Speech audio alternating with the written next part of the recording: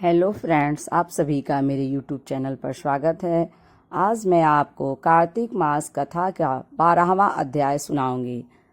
श्री नारद जी बोले, जालंधर राक्षस को फिर आता हुआ देखकर सभी इंद्रादि देवतागण भय से कांप गए।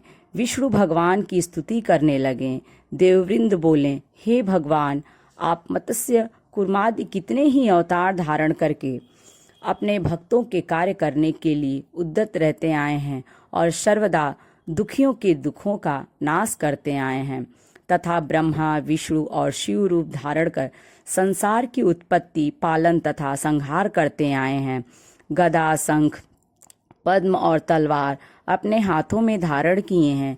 ऐसे भगवान आपको नमस्कार है।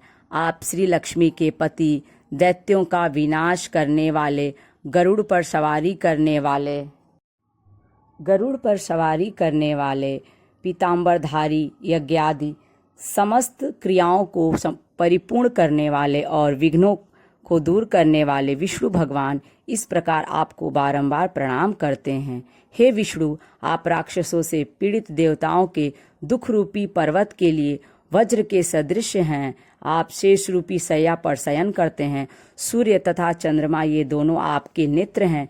इस प्रकार स्वरूपधारी आपको हमारा बारंबार प्रणाम है।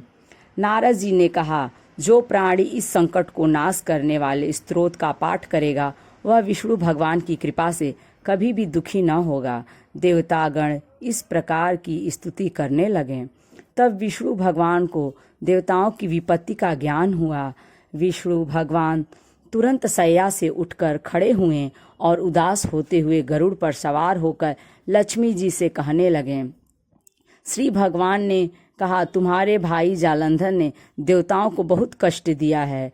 देवताओं ने मुझे युद्ध के लिए बुलाया है, अतः शीघ्रतापूर्वक मैं वहां जाऊंगा। लक्ष्मी जी ने कहा, नाथ, हे कृपानिधि, मैं आपकी प्यारी पत्नी हूँ।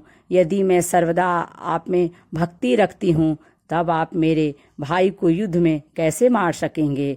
भगवान ने कहा कि शिव जी के अंश से उत्पन्न होने के कारण, ब्रह्मा के वरदान के कारण तथा तुम्हारी प्रीतिवश जालंधर मेरे वध योग्य नहीं हैं। नारद जी ने कहा कि विष्णु भगवान लक्ष्मी जी से ऐसा कहकर गरुड़ पर आसीन हुए। शंख, चक्र, गदा और तलवार धारण किए हुए दैत्यों से युद्ध करने के लिए विष्णु भगवान शीघ्रता से जहां देवतागण स्तुति करते थे वहां जा पहुँचे।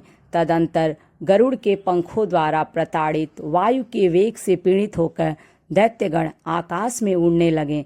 जिस तरह वायु से आहत होकर मेघ आकाश में उड़ते हैं, दैत्याधीश जालंधर राक्षसों को वायु पीड़ित देखकर क्रोधित होता हुआ उछलकर विष्णु के समीप गया। इस तरह 12वां अध्याय पूर्ण हुआ। यदि यह वीडियो अच्छी लगे तो लाइक करें और यदि मेरे चैनल दुर्गा दासी मीरा पर आप नए हैं तो इसे सब्सक्राइब करें।